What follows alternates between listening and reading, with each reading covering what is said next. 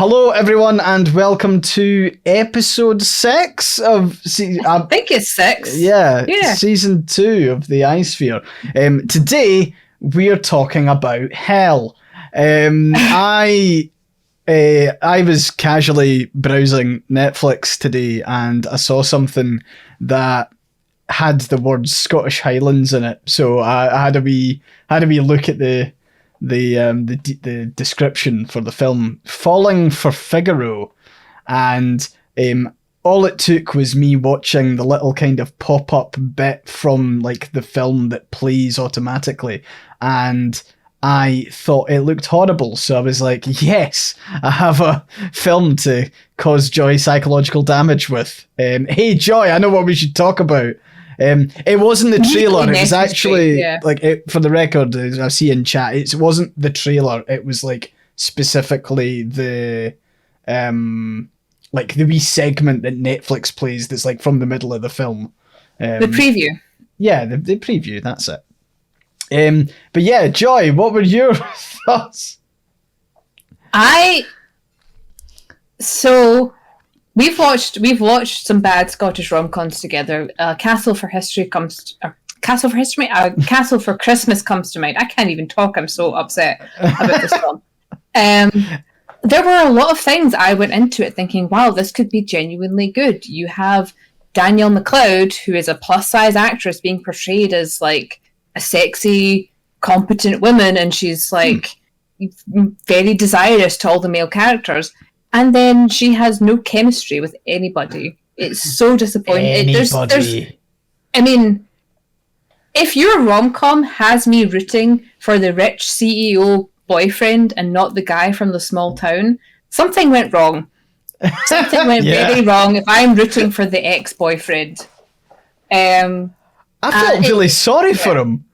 I did. It was like, I did too. So, like, to lay out the basic premise of this film, it starts with the lassie and her boyfriend watching an opera, and the boyfriend's falling asleep, and she's really into it, and she gets home, and it's like it's a big day tomorrow. She's presenting at the hedge fund that they both work at. And she's going to be like getting a position to like lead up a hedge fund project. But she doesn't want that, and she drops absolutely everything with very little discussion with her partner that she lives with. And they were planning on getting a puppy together, and she takes a year off to go and study opera singing, despite having not expressed any interest in opera besides watching the show. It would be a bit like me and Jessica going to watch a film at our local Cineworld, and then me going, I'm gonna be a director. Yeah. And abandoning everything. As someone who deals with rom-com, I've edited my fair share of rom-coms. There are so many ways I would have been able to make it work that they just didn't do, which tells me the people that wrote it don't actually know how to do romance beats. So every story has a beat. Every genre has its own beats that you need to hit for all of them. This hits none of them for any of them. Castle for Christmas hits some. Yeah.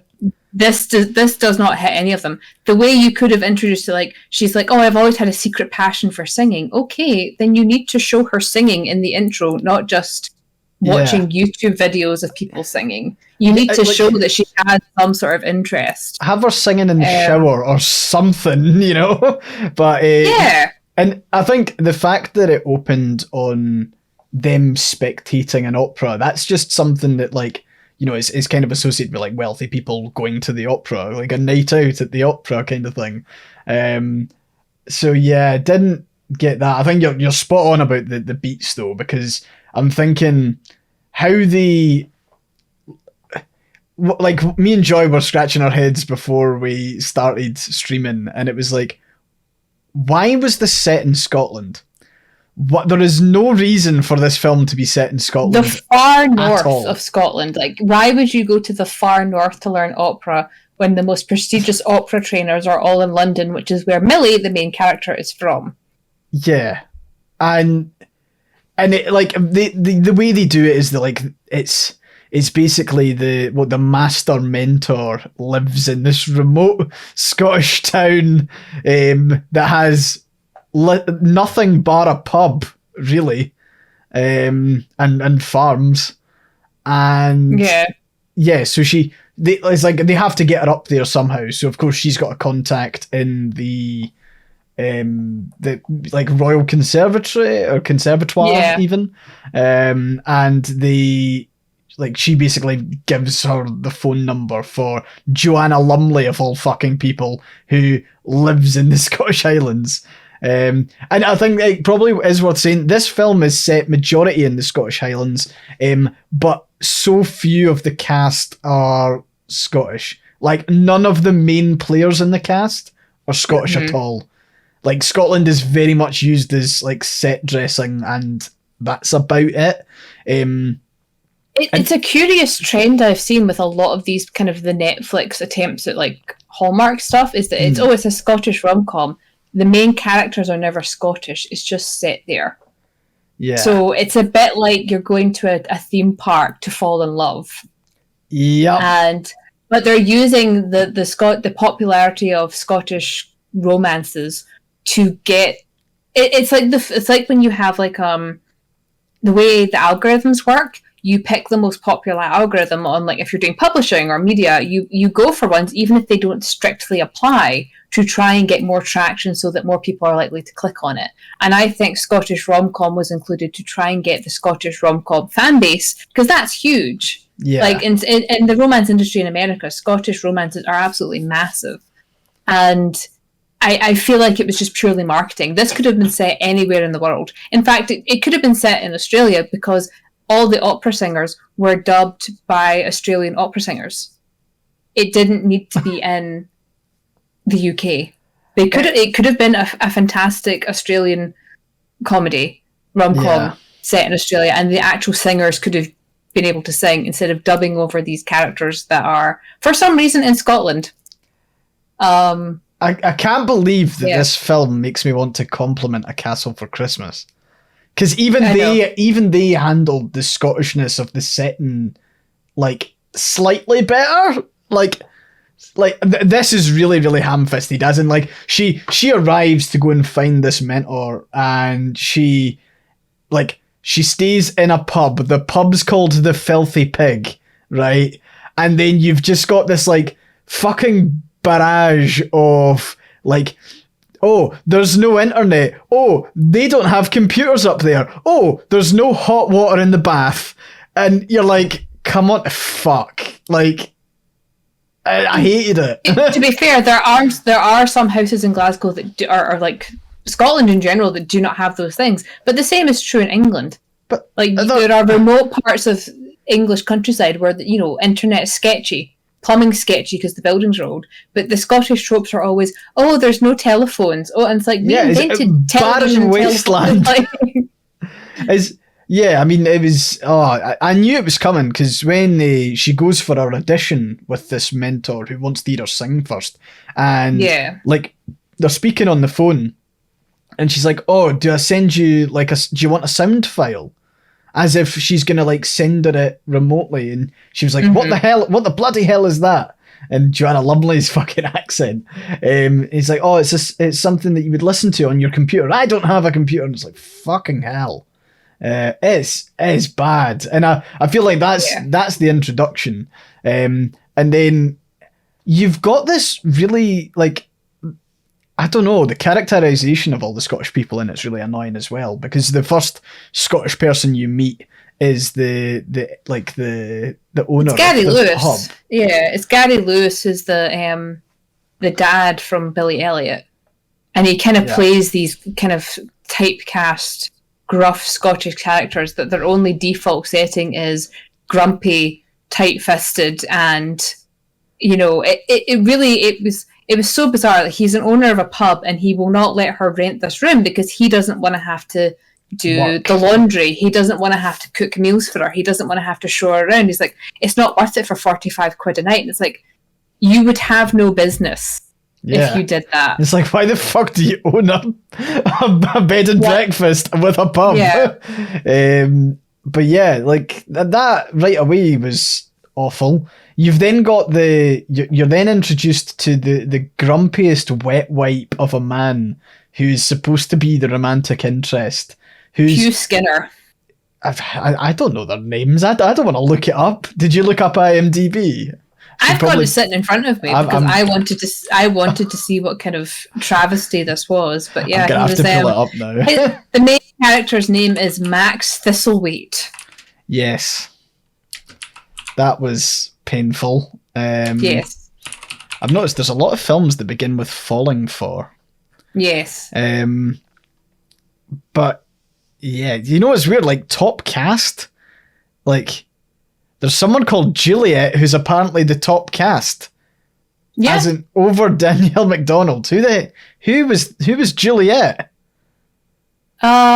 Juliet was Christina Bennington, and she's briefly on at the very, very start with the actual opera singers when they're singing together, and that's what that Millie and her boyfriend are watching. That's who they are. Right, okay. So they actually have some fairly good actors in this, and then you see them for like 5 seconds, and then they're gone. Yeah, it's man, like the guy in it. This what's his face? Max. Thistlewheat, Thistle of all fucking things. Yeah, he's awful. I didn't like how they wrote his character at all. There is no chemistry. There is more chemistry between a dishcloth and a sink. Like it felt so flat. It was just like so wet and damp and awful. And you're supposed to believe that she will leave her actually very supportive boyfriend for him. And it's like, why? What is this? Because although her boyfriend, he's kind of falling asleep during the opera, and it's kind of like, oh, haha, men don't like women's interest sort of thing. After she explains things to him, he's actually like, okay, if this is what you need, I will support it. And he's gung-ho after that point. He is very, like, he's reading tweets and news reports to the company, and he's so proud of her. And yet she still cheats on him with this Max Thistlewheat, and it's supposed to be like the morally good choice because it's like, oh, well, we're not like actually meant to be together. We're not actually romantic. Like, whereas you and I have such romantic chemistry. And I'm sitting there going, fucking where? Where is the chemistry? Well, like, you see, throwing things at television. See, the moment you sing a song with someone, you're like bonded for life. And that is very much how it's portrayed in this. It was horrible seeing, like, if you watch this film, you're going to come out of it thinking that everyone involved with opera is a fucking cunt, right? Yeah. And I don't think that's true. It's probably worth clarifying that, but like, it really does not paint a good picture of anyone involved with opera. Joanna Lumley is like a sadist that like chokes her while she sings. None of the things Joanna Lumley does should be done by a singing instructor. Like at one point she's holding her tongue and she's pulling it to make her elongate her tongue for better like enunciation. And then other times she's doing scales and Joanna Lumley grips her by the throat and is like forcing her to sing past a stranglehold. And I'm like, this is not teaching. This is not singing. What is this? And you never see Joanna Lumley sing, like this supposed fantastic opera singer. Never opens her mouth except to tell people to fuck off. Yeah. And it's like... What was this rated? 6.4 out of 10. Yeah. Fucking really? Yeah. Jesus. That was the moment I realized I'm like, I have no business having imposter syndrome. I was just sitting there like, huh. I need to be kinder to myself because this is bad. And yeah. It's I feel like they don't make her boyfriend back in London. He's not evil or smarmy or rich kid enough to be like unlikable. Right? Yeah. Which is the kind of standard for these things. Normally you'd get like the juxtaposition of the town boy who's like pretty pretty rough around the edges to begin with, but then has this heart of gold. But he's an arrogant cunt for like all of it. he's awful. Like, he's genuinely awful. Like, so it's worth saying that this guy Max Thistlethwaite, he's training to be an opera singer as well, and the interaction and the rivalry between Millie and Max, like, it genuinely just sounds like they both fucking hate each other, and that he really doesn't like her, and she's a bit confused why he doesn't like her. It's just a mess. And then they're trying to do that. They have a love-hate, like, they're trying to do enemies to lovers, except there's legitimately nothing. Like, Millie's character is just confused the whole time. She doesn't actually hate him. She's just bamboozled as to why this guy's being shitty to her. Yeah. And then it's portrayed as, like, he hears her singing and he has this moment of, like, oh, she must be my soulmate because look at how she sounds. But no, we are competing against each other in this competition. I can't let her lose. But then they have this moment where they start helping each other, and it's supposed to be this big moment, and it's like, it's really not, because you've not given them any build up. Like, there would have been more romantic tension between Millie and Joanna Lumley's character. Yeah. That would have been more believable if Joanna Lumley's character turned out to be like a masochist or whatever, and this is like her moment of like, oh, I'm actually a lesbian, and like, it would have been more believable if it was all of a sudden these harsh lessons that she's been putting her through, and she has this moment of realizing, oh no, she's actually brilliant, and the other one realizes, oh no, I'm actually into being strangled by my singing teacher. That would have been more believable than what we actually got.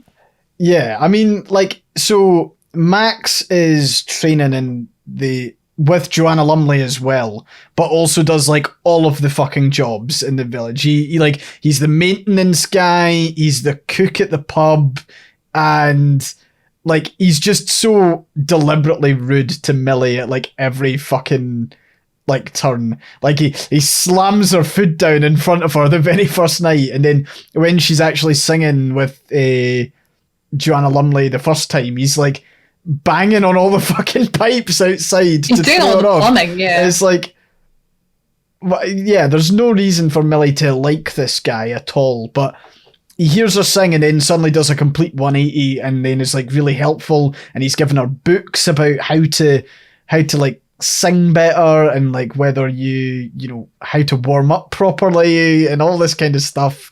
Because it's worth saying that she hasn't had any prior singing lessons. She's just kind of like, she's listened to opera enough, and she's just kind of winging it. It's such a bizarre setup, because you never hear her sing until the moment she does the audition, and this perfect voice comes out, and you have Joanna Lumley screaming at her that it's terrible. Yeah. And it's just like, this guy Max has been training for 5 years to get to where he is, and you're supposed to believe that Millie is such a like just so like unique and special that she grasps it in a couple of months to the point where she's like stunning and amazing. And it's very like I don't use this term lightly. It's very Mary Sue, and not for the reasons that a lot of people like. A lot of people hate the term Mary Sue because it's like, oh, a woman who's competent at everything. Well, yeah, because it tends to be the way that like male characters are competent at everything. Women characters should be able to do that too. Except with Millie, there's no basis for it other than she has a dream. And it's like, what in Disney is this? Like, what, you know, it's, you never hear her singing. You never hear her singing. No. And that's what really annoys me. There's no reason to believe that she can actually sing until she goes to these lessons. And that's like almost 20 minutes into the film before you hear her singing. And I'm like, no, if you are having someone who's flipping her life around to become a professional opera singer, you have to have her singing to the birds. You have to have her singing to herself in the shower. You have to make that a core part of her personality. And they just don't do it. The funniest thing about that is that, like, after the first audition, where she honestly sounds pretty fucking good, right? She then starts her first real lesson with Joanna Lumley and sings like wildly off key, and it's like, there's you can't have an audition at this level and then bring her down so Joanna Lumley builds her back. Like, she's obviously, if she's that good that she gets in the first place, she would obviously be able to hold a note a little bit better. It was nice to see Sanjeev Kohli in this, actually. It was! Who's, for anyone who doesn't know, he's Naveed from Still Game. For anyone who doesn't know Still Game, watch Still Game. It's a really good introduction to Scotland, I would say, and Scottish humour. Yeah. But... sorry, go on, Joy. I was just going to say, like, as the boyfriend, he's totally likeable. Like, apart from that little moment where he's, like, falling asleep at the start of the film, it's like, after that point, he's, like, very understandable, very supportive, and very, like... He keeps saying things. He's like, when she announces that she's not taking this huge promotion, he's like, where the hell... He's, like, wondering if she's having some sort of mental breakdown, and he's trying to be supportive and be like, hey, this has come out of nowhere. And then she tells him, like, oh, I'm going to be an opera singer. And he just looks at her and he's like, okay... if that's what you need, like, and presumably he's still paying for their flat while she's spending all of her money. Like, she takes a year. She takes a year out, and it's like it's great that she can pursue her passions like that. But if she's taking a year out, she's not on any sort of. She's not earning money out there. No.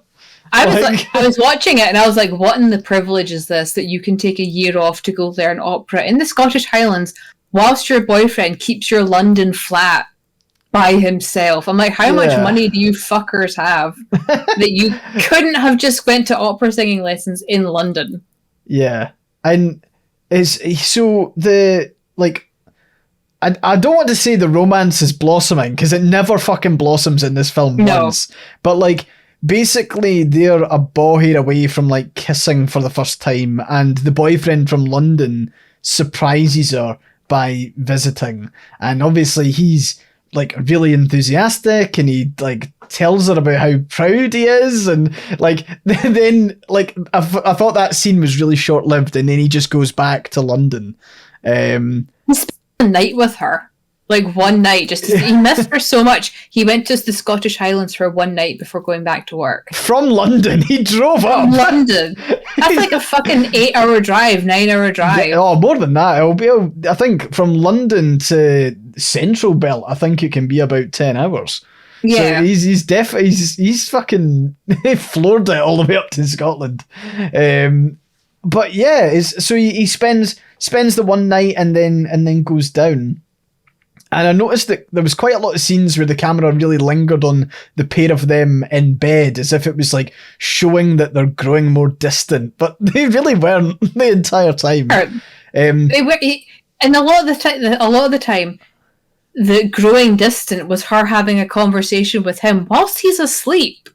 Yeah, it's not his fault if you're talking to someone who is asleep. Yeah, you need to have these conversations when both of you are alert. And yeah. I'm sorry. What was the? There's another bit where it's like the two of them, as in Max and Millie. Like there's, like I remember. I think I looked away from the screen for about like 30 seconds because I was doing something, and then like he was jumping on top of her, and there was like an opera singing video, like. It was one of those things where you could see the background that was kind of blurred out, and you could see him kind of like moving, but he was kind of like, he was like dry humping her while this most awkward dry humping you've ever seen in your life. Fucking atrocious. And then you've got like an opera singer like on YouTube, like on a laptop, like taking up, I'd say about 2/3 of the screen. And yeah, I thought that was terrible. And she's watching it instead of enjoying being dry humped. Like it's very such a weird, like if you are going to cheat on your significant other, which by the way is what she keeps calling her boyfriend, not yes, her, and it's like that's it. Calls it that just tangent briefly. She keeps saying significant other, and everyone goes, "That's not very romantic, is it?" And it's like that. And since when does calling someone your significant other not have romantic attachment? Like attachment to it? I think it's yeah. she says, like, because Joanna Lumley plays a really weird role in this relationship as well, because she's like advising Max on like how to get with her, kind of. It's really weirdly done because like Millie says to Max, "Oh, he's my significant other," and then Max tells Joanna Lumley, "It's like, oh, she says that he's significant to her," and Joanna Lumley goes, "Well, that's not very romantic. You know what you should do? You should leave for a little while, and then she'll miss you, and then you'll come back." So this. Bearing in mind that Max is one of the only other people in the fucking town and also works at the pub, she's naturally going to ask where Max is and gets a really cryptic fucking message from the pub owner being like, "He's gone." And she's like, "Oh, gone where?" He's like, "Gone as in not here." And then he comes back and suddenly she's like really keen on him, which is... He's gone for like less than a day. A day. It's like when you leave and your dog thinks you've been gone for an eternity because they have no concept of time.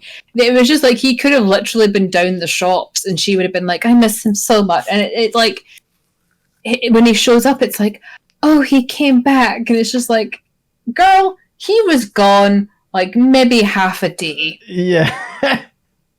Yeah, what are you complaining about? Also, you still have a boyfriend. Yeah. And... I you know what? I've already tried to purge this film from my fucking mind, actually, because I realised that I now... Because they go to Edinburgh at one point, because both of them are wanting to enter an opera competition. Yeah. Yeah, and it's like one of the kind of televised like opera competitions, because there's so many of them.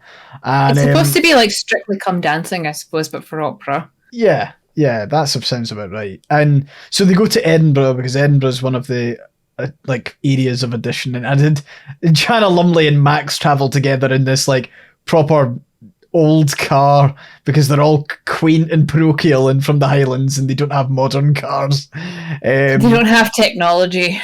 So they go in this ramshackle old car all the way to Edinburgh, where you get this aerial shot of like Princess Street that's been like colour corrected to fuck. It's like the grass is so bright green in Princess Street.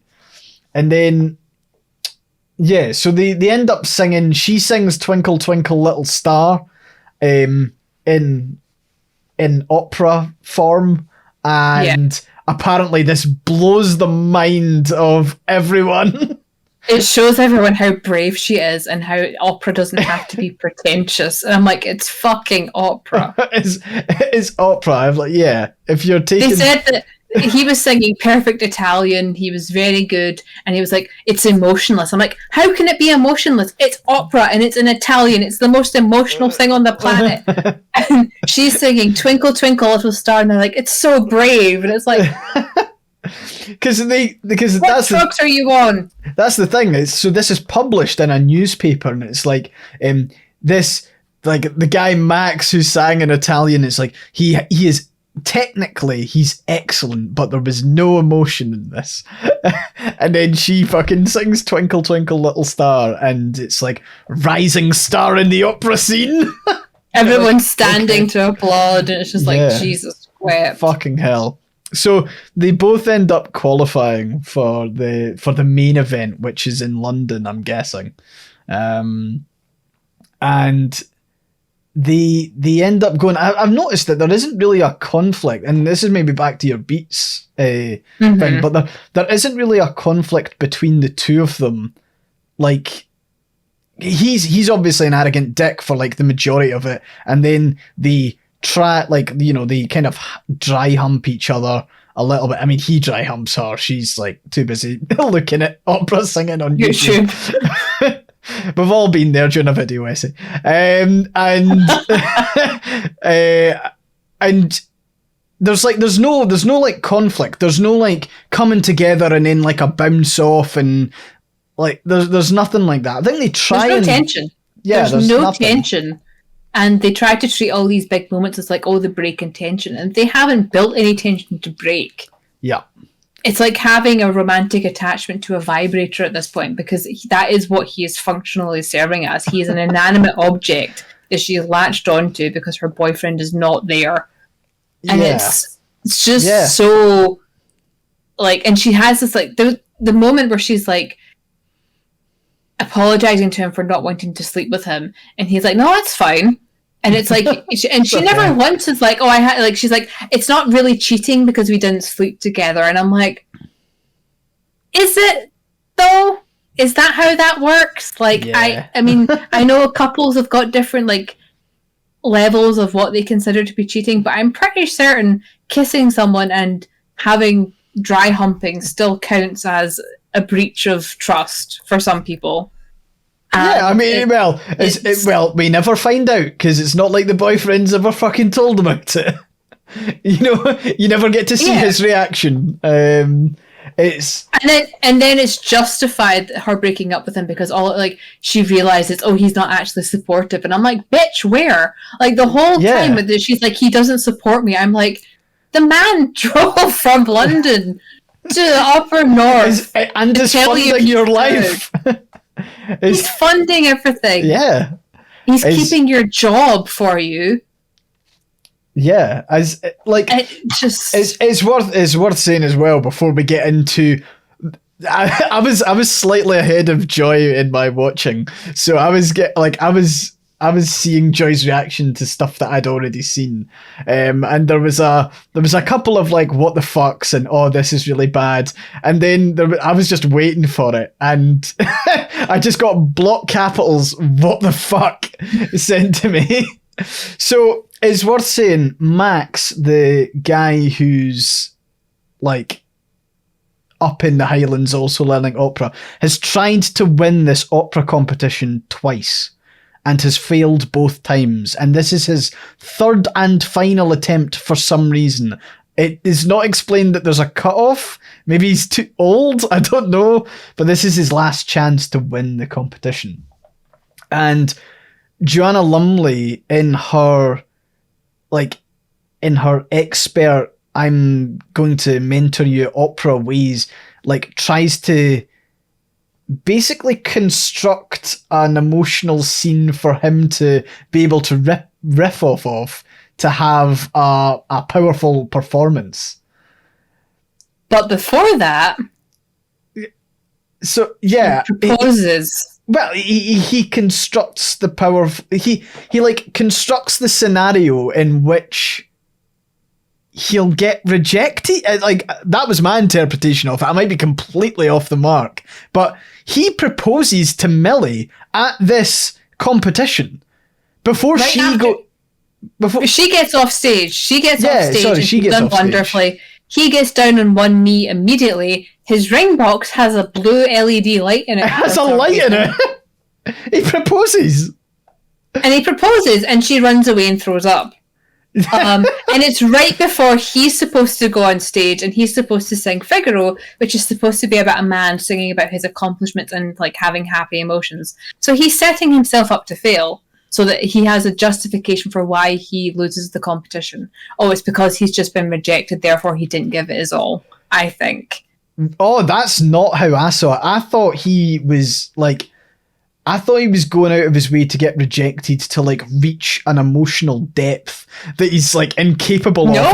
He needs to experience like severe rejection so he can go on and like and sing it. Because I thought that's what Joanna Lumley was like kind of trying to nudge his way towards. It's like, oh, he needs his heart broken, because she'd mentioned his heart broken earlier in the film. So I was like, it's like, even though he's not really shown that much interest in her beyond, oh, I really like her singing voice, he proposes completely out the fucking blue to someone who he's not actually in a relationship with.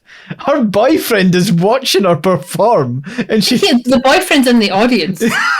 It's like, what the fuck is going on? And it was very funny seeing you react to that, because I'd like you were like, oh, this is so bad, and I was like, this is so much worse. Just you wait, it gets so much worse. But yeah, like, so he goes on after being rejected and puts on an extremely powerful performance of Figaro. She's sitting next to her boyfriend in the audience watching, and she's pretty much just wetting herself watching him, like, oh, look how talented he is. And the boyfriend's like, that kind of looks like the waiter from that hotel you're staying in. And that's like, yeah, it's the guy that she's cheating on you with, bro. That's Yeah, and then, like, you see so the end result comes in. She doesn't win anything because she's talentless, apparently. So, like, Millie doesn't win anything. And she leaves and goes home with her boyfriend, and she's like, it was a wonderful adventure for, like, a year. And that's how they kind of, like, wrap up the night. The boyfriend falls asleep, and she then goes, but wait, maybe I'm just at the start of my journey. Maybe I need to continue singing at opera. And, like, the boyfriend's being kind of supportive in a way that's, like, obviously she's gone and tried something, and he's supported her throughout the entire thing. And then she says, I'm gonna come back and, get my job back, and we're just gonna continue. But, like, I've been really grateful for this year of, like, learning how to sing in opera. And he's kind of supportive of that as well. He's supportive of her having gone away and come back and then realised that she's just gonna continue working at the hedge fund. And then it's relieved because he's getting his life back. Yeah, and they can get a puppy now. Yeah, they can get a puppy, and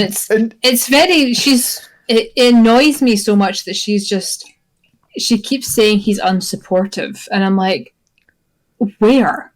Yeah, there's like admittedly at first he thinks she's having a mental breakdown when she says she wants to leave to sing opera for a year, but that's understandable if that comes out of nowhere.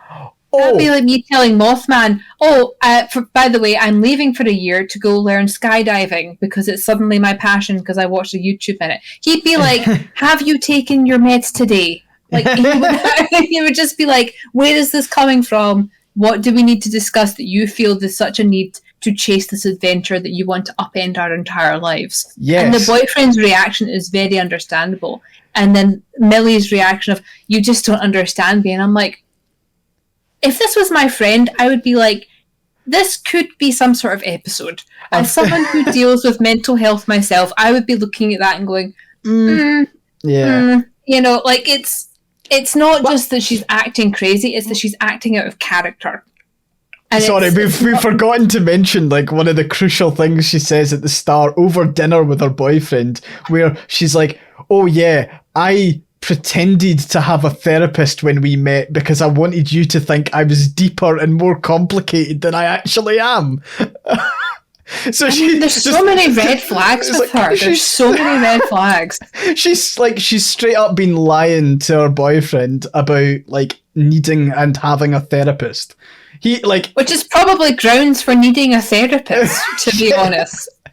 Yeah, sorry, I can't believe it's taken us this long to clock onto that, because it was one of the first things that I noticed. I was like, hold on a minute, someone lying about attending therapy to prove something to someone.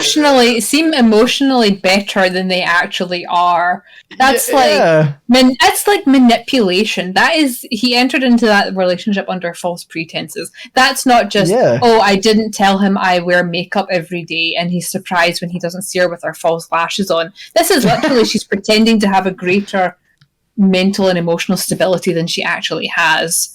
And he just takes that in his stride, like, yeah, seems legit. Yeah, he goes, don't worry, I'll fund your opera career. It's strange. It's so weird because she says to him, she leans forward and she's supposed to be this, like, sassy, powerful character at this point. And she leans forward and she's like, you're either going to support me or you can fuck off. And he leans across the table and he picks up his glass and he goes, well, here's to you. And he's like, he fully, like... He gets it. He's all in. Behind her. Yeah. Like, he's willing to go with whatever this train wreck is because he loves her. Yeah, and he wants a puppy with her. He wants to have a life with her. He wants their flat. He wants a dog. Like, he wants more. He wants the stable life he thought they were building. And she's just derailing it all on a whim. And Yeah. And I think that's the thing that annoys me the most. It's like, it's one thing to have a dream and then have your partner like support that dream, and if it's something that you've like longed for and spoken about. But like, see when she talks to him for the first time about like wanting to go and learn opera, it's like she's never like from his reaction, it's like she's never expressed this before, because he's kind of like, you sure? You okay? He's like opera. And she's like, it's always been my secret passion. And he's like looking around the apartment as if to say, where? He's looking for any traces of this apparent passion that she has. Yeah. And it's just like, it just straight, like, you know, she's supposed to be this rising star at their company. Like, she's sitting in this board meeting at the start of the movie, and they're all just applauding her and singing her accolades and like, oh, all of our clients love Millie. They come to her for Millie. Her boss is saying that she's like elevated fund management into like sacred terms with her clients, and you're like, the boss is like lavishing her with praise, like as in it's overkill, and it's, to be honest, that scene alone is very cringy, and what I imagine a lot of hedge funds are like. Yeah, but it also hits all the wrong beats. Yeah, because it gives her no reason to leave her job. She's not unsatisfied. She's just bored. Yeah, like she's not. It's not as though she's being underappreciated. Like the classic romance trope is, you know, women CEO leaves her high-powered job because she's not actually satisfied with it, and she's sick of being put down, and you know, or she has a reason to go to the rugged, you know, countryside because somebody dies or something. You know, there's a reason for her to leave. There's no escapism.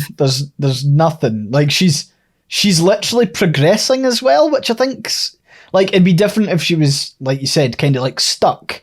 Or she's not hitting the glass ceiling. No. She's elevated. She smashed through it. She's like, and the boyfriend's so excited. He's so happy. He's like, I'm so proud of you. And then she goes, well, she stands up in the middle of this meeting and she's like, I'm not taking the promotion, and walks off like it's a power move. And it's like, how would this not be seen as like a crisis? Like, how do you not look at that and be like, are you okay?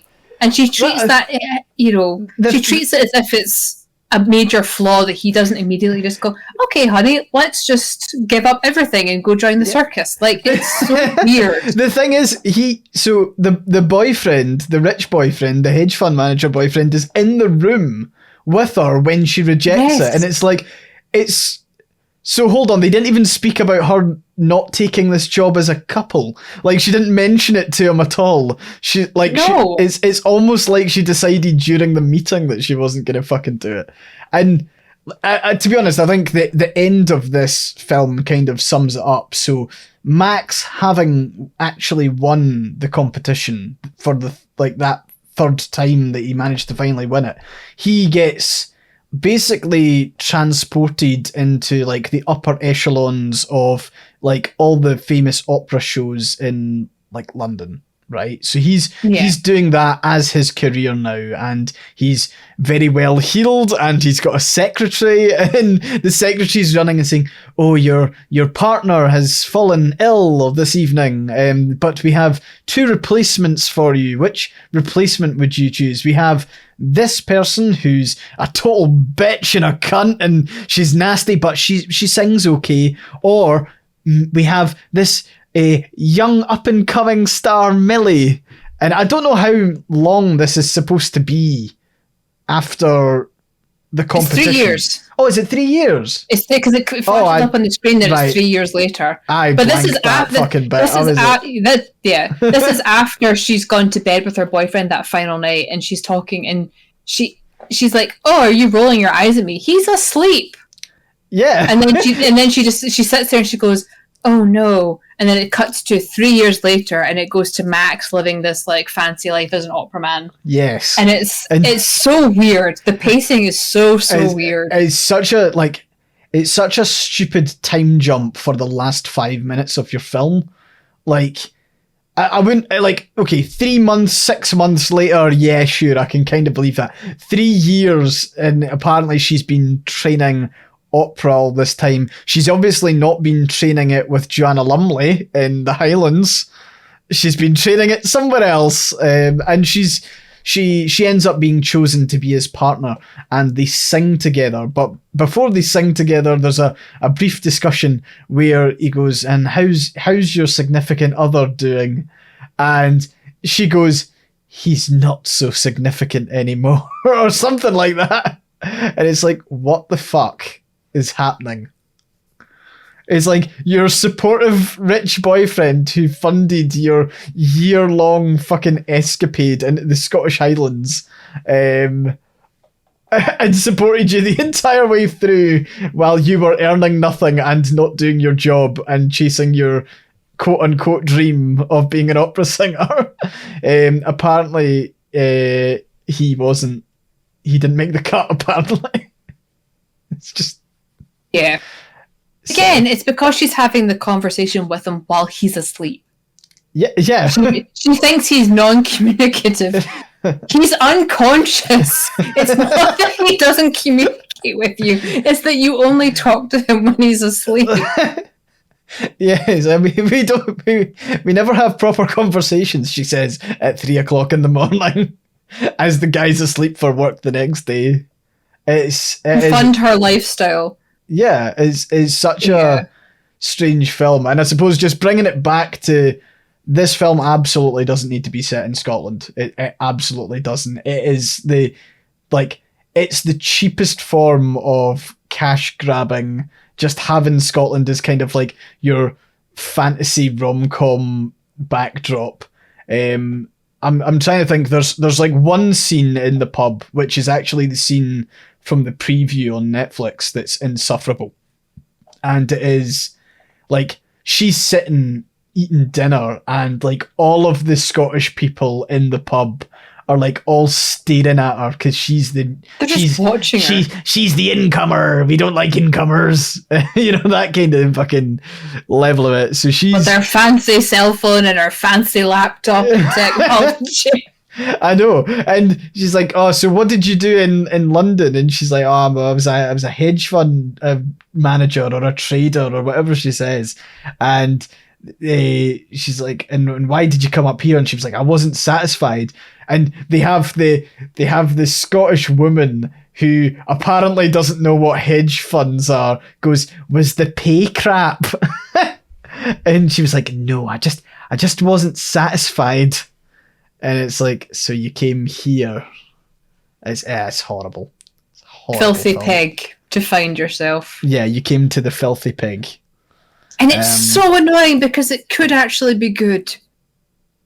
It could. I can see it in my mind's eye how you would. I mean, it's so rare to have a plus size actress be the hero in a rom-com, and for her weight to never be a joke, and for because that's the thing. The boyfriends never once comment on her weight. It's never made into a thing where she's made to feel lesser about herself, because that tends to be what happens when you have plus size actresses being the hero character. It never comes up, which is great, but she's totally unlikable. She just cheats on her she just cheats on her totally very supportive, very he's shown to be very passionately into her. He's shown to be very loving and considerate, and although concerned, he does kind of get with it, and he goes, "Okay, if this is what you need, this is what you need." Yeah. And it's so flat, and none of the beats land. And I was sitting there the whole time going, this actually could be something. You could have someone who goes to the Royal, the RMC, the Opera College in Glasgow. Yeah. And they learn there, because a lot of the really good singers go there. If they can't afford London, they go to Glasgow. You could have her going to school and she meets somebody, but at least have her meet a local lad, like a young Scots boy who's trying to get into opera. Because, I'm sorry, but the boy Max is, he is not Scottish at all. He's not. He's very, upper class English. Upper class English, to the point where you're like, why is this boy here? And, obviously the settings. I mean, this was filmed in Argyll and Bute. Uh-huh. And it's just why? It doesn't make sense. Because none of it makes sense. It's not like you see him in a kilt. Or, they don't do any of the Scottish rom-com beats where it's you see the guy in his kilt for the first time. In fairness, A Castle for Christmas did get those beats in regards to you saw the guy in the kilt and he's wearing a kilt. As much as I begrudge giving Castle for Christmas any praise, it does actually hit the beats of the genre. Yeah. It's bad, but it hits the beats, it hits certain expectations, and Falling for Figaro hits none of them. It's so flat, nothing makes sense. It's almost like when you read romance that's written by someone who thinks romance is easy and they don't understand the actual appeal of the genre. They think it's just, cookie cutter. Oh, well, this is dumb. Let's just make this as simplistic and silly as possible. It doesn't matter if it's good or not because people will watch it anyway. And it's so badly done. It's just very I literally, whilst I struggle with a lot of mental health stuff, which I've talked about in the podcast before. I'm in a bit of a depressive funk at the moment, worrying that my second book's not going to be as good as the first, and maybe I should just quit. And I ended that film going, no, fuck this. If this can get government funding from the Australian, the equivalent of the BBC and Creative Scotland, I can do this. I'm fine. I am okay. I actually, as angry as I am, I left it feeling better about myself.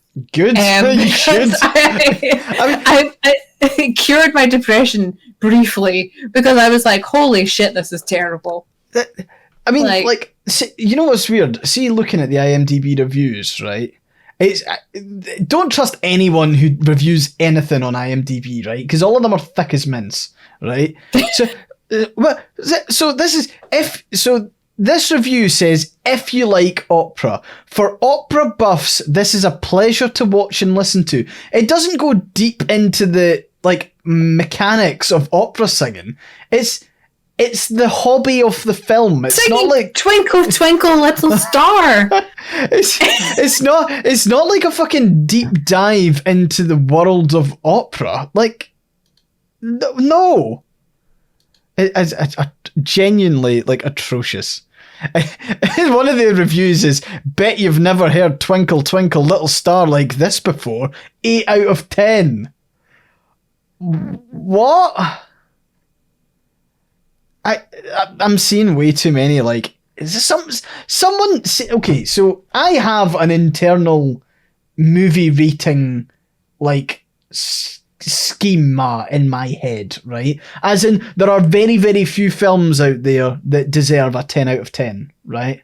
For example, one of my 10 out of 10 films is The Shawshank Redemption, right? I think that's probably one of the best made films going, and it's up there. That and Return of the King. Return of the King is fucking top tier echelon of filmmaking, right? For someone to go on and say this was a 9 out of 10 film for them in the pantheon of all the other fucking films in the history of film, a 9 out of 10? Are you insane? Somebody that's never seen any other film in their life is like, wow, this is great, moving pictures. It is. It's like someone from the fucking 1920s was shown this film and they were like, holy fuck, film's come a long way. Sound and colour. It's like, oh, now we're getting a bit more. Yes. So looking at the lower tier ranks on IMDb, one of them's like Hallmark Channel stuff with an edge. Edge. It's just it's awful. I fucking hate it. I hate how people have reviewed this well. It's averaging a 6.4. It wasn't a 6.4. And again, no hatred to Danielle MacDonald, but Jesus. It was the acting could have been better, but they gave very lackluster performances. It was kind of oh, this is a paycheck, which is fair, but also you could tell that they were just this is terrible. This is bad. yeah, it's. We are still talking about the same film, unfortunately. We are moving on, though. We are moving on because I am at my limit. Yeah, we should just put up like this is now the intermission topic. We need something else. But yeah, we're done with this film now. It's like okay, final marks out of 10, Joy. I would give it 0 if possible. Fair enough. I'll give it a solid 3 out of 10 on account of it's a film that actually has moving bits. So I think it's atrocious. Don't watch it. Nobody watch it. No. I mean, you can if you want to feel better about your own storytelling. I mean, that would be my only kind of... True. If you've ever had imposter syndrome about anything you're doing, watch it and go, this got government grants from 2 different countries. Wow. I am good. Yeah. No, that's... yeah, that... Okay, we're done on this film. Intermission stuff. Done. Right. Trad wife werewolf porn. Hit us, Joy. Are we talking about the trad wife werewolf porn again, or are we talking about the other phenomenons, which is just the fact that trad wife kink is because it's been normalized by the algorithms? Because that was when we talked about it the other week. It was the trad wife werewolf porn, and people have been filling my inbox ever since with like asking questions about it, and I'm like, I don't know, I'm not reading it, but I since have noticed that I'm getting so much trad wife content on my Insta, and I know you've mentioned you've seen it on your TikTok as well. TikTok, and it's the kind of Pornhub. Like, what's the difference? Nah, no, it's I've seen it's. I feel like there's certain groups out there. I say groups. There's certain people out there that have, like. I'm just like obviously this can be like a person just identifying a market, so to speak, but there's definitely like a kind of incel Jordan Peterson type guy who is very against it's quite I'd say it's probably quite common at the moment for those type of guys to rail against women that they can't obtain. Yeah. As in they go off on one about the girls that are in my like the girls that are local in my town, all of them have OnlyFans and they all go out drinking at the weekends and I fucking hate them. And so there's also a certain group of women who've kind of identified that this is a guy they can appeal to by really playing up the kind of 1950s like it's a conservative. For anyone who's not aware, trad wife refers to traditional wife, and it's women who are usually conservative and they are trying to be like, I'm not like other girls, I don't drink, I don't smoke, I want to have children and be married. And it's very kind of God husband, like the creed that I've seen a lot is God husband, and then it's like God husband, wife, kids, and it's like the umbrella thing where it's like God sits at the top and bestows all authority to the husband, who has authority over the wife, who has authority over the kids.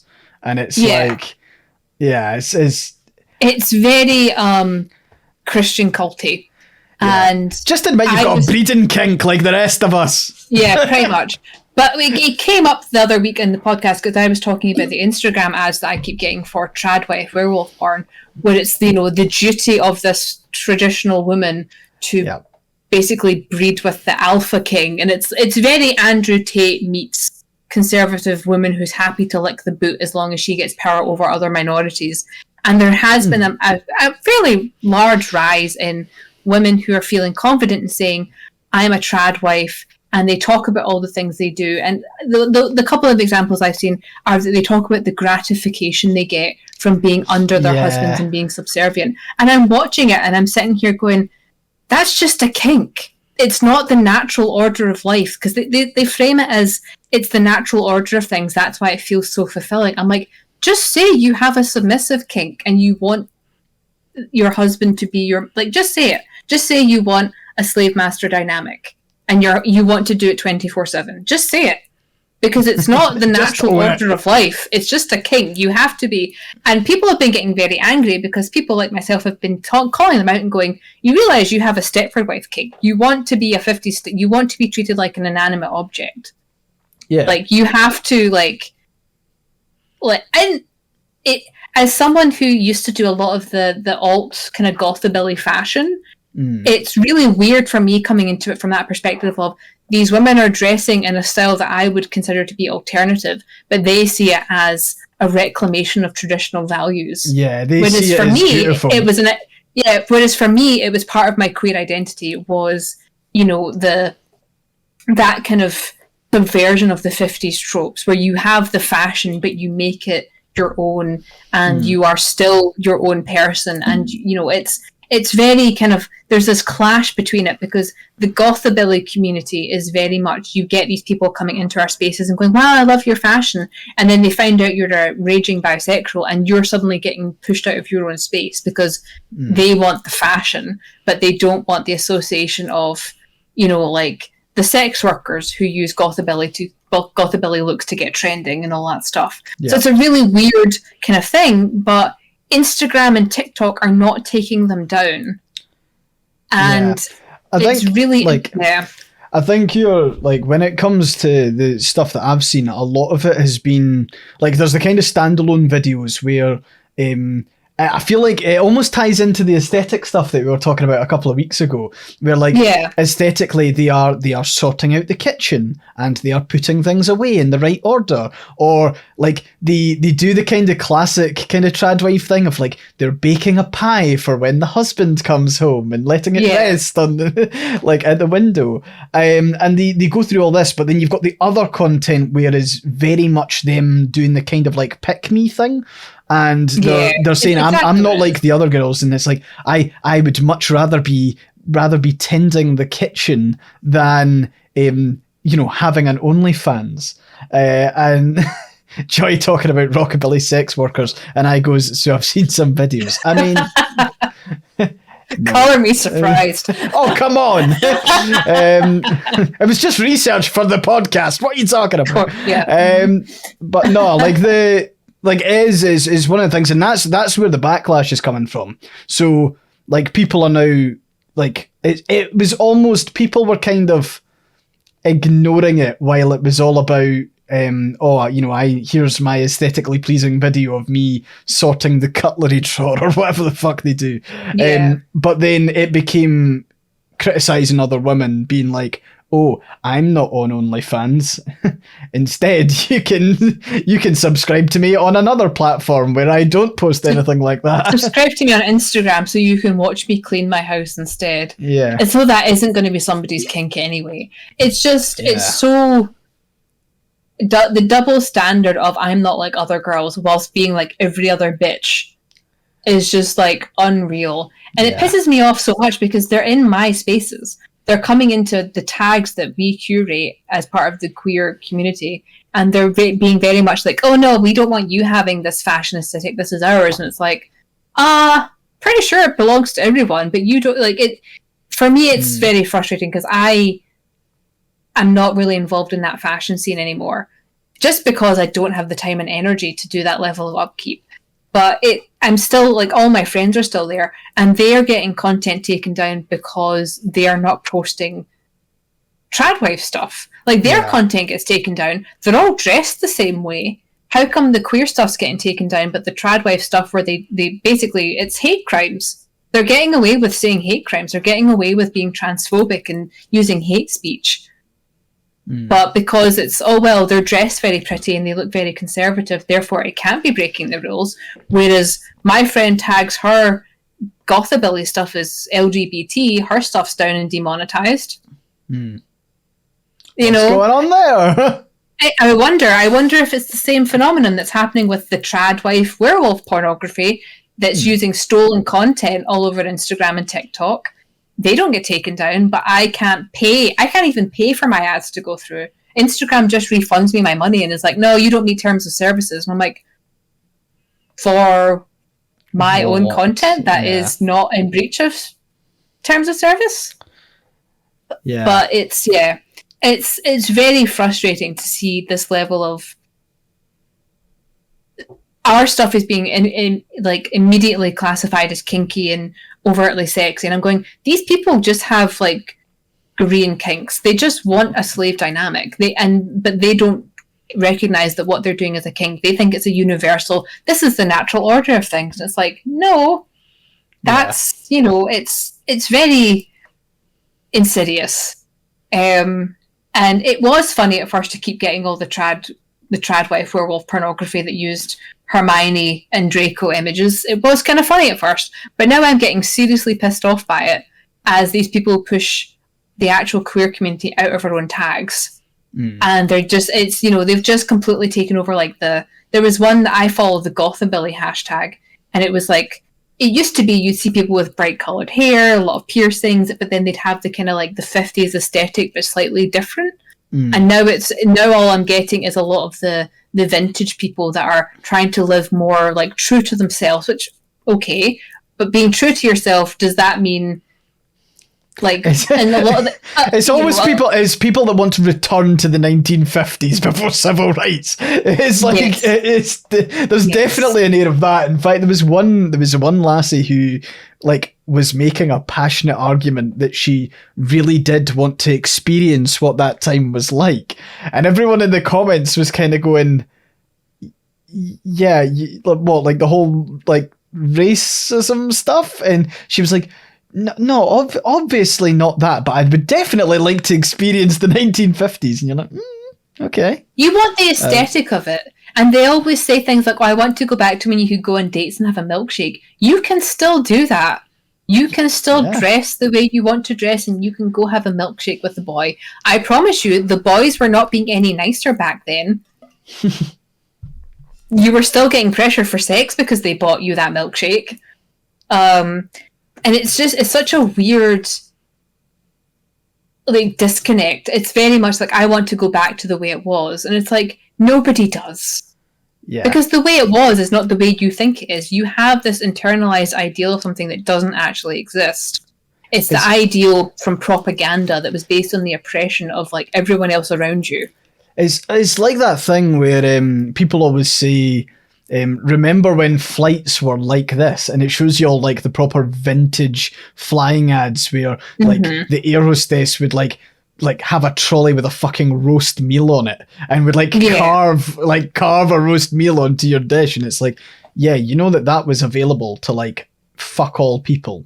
Like there was very few people back then who were like affording flying in the same kind of way. It's interesting because it touches on another thing. This is going to be a tangent, so like apologize to everyone. But it sounds kind of similar to, there's like a specific thing in Russia called kind of like nostalgia for the past, where a lot of their like, it's like post-communist nostalgia for the pre-communist time. Right, the good old days. The good old days, but like the good old days that no one modern has like actually experienced, and it's like entirely constructed. I mean, I don't want to say there are very few people. There's definitely a lot of old bastards who were kicking about in the 1950s. There's very few people who experienced the 1950s who weren't like children, right? As in they were actually like adults in the 1950s. I think a lot of them are probably gone now. But in Russia, there's a whole kind of like cultural, like loads of their films and stuff all came out based around like pre-communist time. So even though Russia isn't particularly communist now, as in, they're an oligarchy, there is this like, there's this like cultural nostalgia for a time before communism, even though a lot of the young people in Russia never experienced communism. The fall of the Soviet Union and all the rest of it, they've never experienced it in the same way. Obviously, there's a generation who did experience the kind of tail end of it, and a little bit of what actually did happen. But like, there's fucking no one around that experienced pre-communism. There might be one or two, but like no one pre like the Russian Revolution, and they've got this like weird romanticized vision of what that was about. And there's like a film that basically revolves entirely around like Russian kind of nostalgia. So there is this kind of like weird cultural, oh, I wish I was part of that. It was a great style back then. It was back when Russia had a culture that communism kind of removed. And I know it's a completely different thing in an American context with the 1950s and stuff, but there's definitely a lot of people who have never experienced that time and haven't learned from anyone who did experience that time. They've just like, they've got this kind of like idolized vision. They've seen Greece and then they've taken Greece a couple of steps back to the 1950s and went, that would be good. Well, I think for a lot of people, it's just wanting simplicity. But the thing is that there were people in the 50s that wanted the simplicity of the 20s. There were people in the 20s that wanted the simplicity of the 1800s. And it's the constant nostalgia for something that doesn't actually exist. It's the nostalgia probably for when you were a child and you didn't have responsibilities. That's what I think it is. I think a lot of it, and Panny, I think it was, just going to scroll up and find that comment again. It was Panny in chat was saying, you know, these women that want the kind of the trad wife life, they want to go back and be a rich white woman who has no awareness of what's going on outside her house. I think that's true. Because she's fucked on Valium the entire time. Exactly. Like that was, mental illness does not run in my family. It gallops. We had a lot of like grandma and everything else. It was like, oh, well, grandma had such a good time in like the 50s and everything else. I'm like, yeah, because she was off her tits. She was on opioids. She was on Valium. Like they gave her like all sorts of drugs to keep her manageable because otherwise she was going insane. And it was like Mad Men. I have conflicted feelings about the show Mad Men, but the one thing I really liked is how they showed Betty Draper losing her goddamn mind as a housewife. She went from being a fashion model to a housewife, and her boredom is what makes her so angry all the time. There's an entire episode that's her, like, it's during a heat wave, and she's fantasizing about having an affair with an air conditioning salesman because she's so bored, because she's done everything by 10 a.m. and she's just alone in her house, and she starts sinking into alcoholism. She starts becoming dependent on opioids because she's got nothing to do, because she's living in this small bubble of a world where reality doesn't filter, and that's not good for you either. But what I think is a lot of these people really do just want to be oblivious. They don't want to have to think about the fact that, you know, oh, gas prices are rising, oh, the cost of eggs have gone up. They don't want to hear about wars in other countries. They want to go back to when the most important thing was what was happening at the church gossip meeting. Yeah. You know, they want that. They want the simplicity of it. But the thing is, you don't get there by going back to a time when other people had less rights. You don't go back to a time when we didn't have as great healthcare. You get it by voting for a better tomorrow so that the world is less of a clusterfuck. That's how you get to having a better reality where you're not being constantly bombarded with things. But also, just curate your time and space. Yeah, I mean, I think there's kind of two prongs to it as well, because there's that nostalgia for something that you can't be nostalgic for because you didn't experience it yourself. Like the people our age or whatever who want to go back to the 1950s. That ship has sailed. You'll not experience that again. But so there's this connection where I'm guessing you're assuming that time was much simpler on account of the technology was simpler. And that's the only, I imagine people's lives were probably just as complex back then. In the same way they were probably just as complicated back in the 1920s and the 1800s. Like the actual lives of people. We have records of people complaining about children growing up with paper instead of using slate and chalk. Yeah. Because slate and chalk is better. And it's like, in what world? Well, I mean, it's funny because it's actually the same kind of trend that people have always said about masculinity as well. There's the same trend when it comes to masculinity that every single generation going, oh, the men are getting less less like men. And like you can see that, and it goes like all the way back, like so fucking far. Like even in like the 1920s, they were going, oh, like men are wearing like too much makeup. Was like one of the complaints. They're not being men. I mean, there's historical accounts in the 1800s of men like complaining about how men are wearing corsets. Men had been wearing corsets since the 1600s, and probably before that actually. And they were like, "Oh, these men are not men because they're wearing corsets." Henry VIII wore stays. Yeah. It's such a weird thing to be like, "Oh, women are less like women and men are less like men." No, we just don't match up with the propaganda that every new conservative generation tries to create. Yeah. We're not falling outside the norm of human experience. We're falling outside the limitations people are trying to put on us. Yeah. That's what's happening. It's not that we're abnormal, it's that people are trying to put abnormal limitations on it. And it's such a weird disconnect to see it becoming so prevalent because the algorithm likes it. See, I genuinely find the topic of nostalgia like really quite interesting, because like people say that your music taste kind of solidifies around the age of like 13, 14. Mm-hmm. And like, sure, there'll be new songs, but like you'll always listen to the stuff that you listened in that formative period where it's like specifically your music taste forms around the age of 13, 14. And like obviously it can chill out a bit if you're like really, really into a certain genre. You'll probably mellow out and be more open to other genres as you grow older. But like you'll always have this really intense connection to like the period. And to be honest, the same can be said about everything. It's why there's so much nostalgia for like certain games are getting remastered that shouldn't really be getting remastered when you think about it. Like obviously a lot of like online digital entertainment now, especially like games and like even films are getting remade. I mean, fucking hearing that Warner Brothers is wanting to do a Lord of the Rings remake makes me want to die. Like, why? It's 25 years old?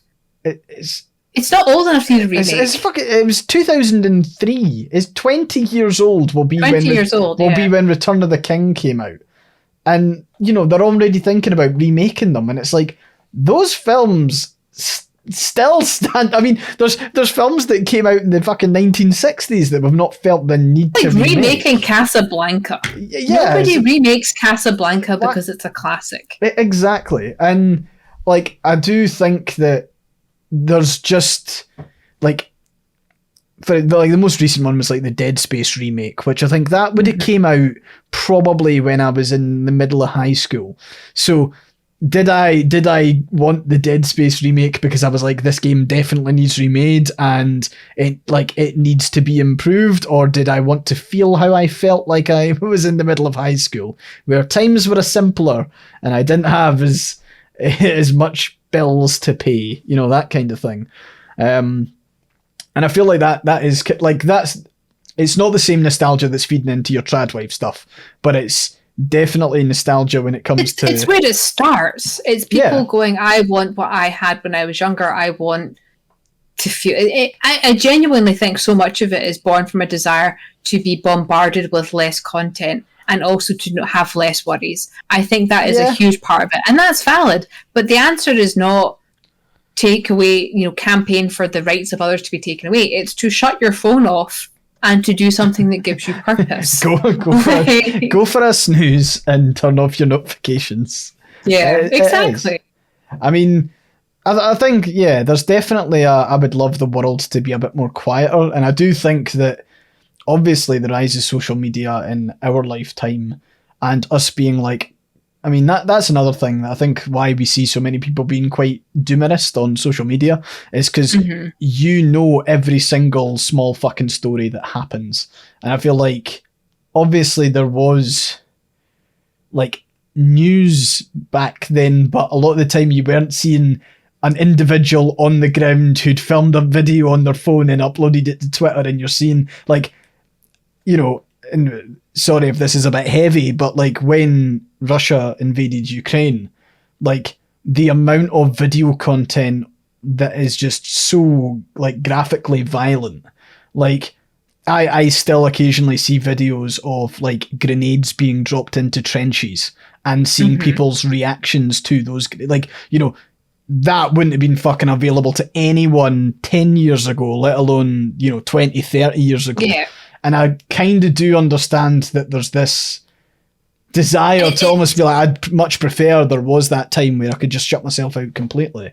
It's the good that people so it's, to me, it's a double-edged sword, because it's good that people that are being oppressed have these tools to have their voices be heard. They're able to get the story out into the world, whereas before it would be oppressed by things like the BBC and other major news outlets. But also, the human psyche is not built to sustain prolonged exposure to the unending horrors of the world 24/7, and that's currently what we get. Like I actively, if someone tags me in something, and it's horrific, I make a choice between reblogging it, and because I feel like it needs to have more awareness. But then I'm also like, it's Tumblr. People come here to not think about the horrors of the world. And I actively make a lot of choices a lot of the time to go like, I'm not going to inflict this video on my followers that has someone being killed. Yeah. Because that's not okay. And and then you get people messaging you saying, well, obviously you don't care about this because you're not talking about it. And I'm like, I care about it, but Tumblr's not where I go for news. Tumblr's where I go to have community and outlet and to have my own interests. It's not CNN. I'm not getting my news from Tumblr. And if you are getting all of your news from Tumblr and Twitter, you need to stop, and you need to actually read from multiple news sources to get a better picture. You can't just read one, because it's very kind of. That's a question I get quite a lot on Tumblr, because there are people that are really interested in like Scottish and British politics who kind of like they think that I'm clued into this like one specific news source, and I'm getting fed all of the exclusive news. Well, I'm getting like fed all the stuff that I then go and like do. It's like, I mean, like the BBC, as much as I dislike the BBC, it is a source, but it is like entirely on me to analyze that source and then maybe compare what other people are saying. Like I don't mind people who, like, you know, there's no one hit wonder. I mean, there's people there's folk who ask me what radio. I think there's one ask that I've not answered today was what radio station do you? I don't listen to fucking radio. I'm not 50. I don't listen to radio at all. Like, I don't know. It's not part of my regular.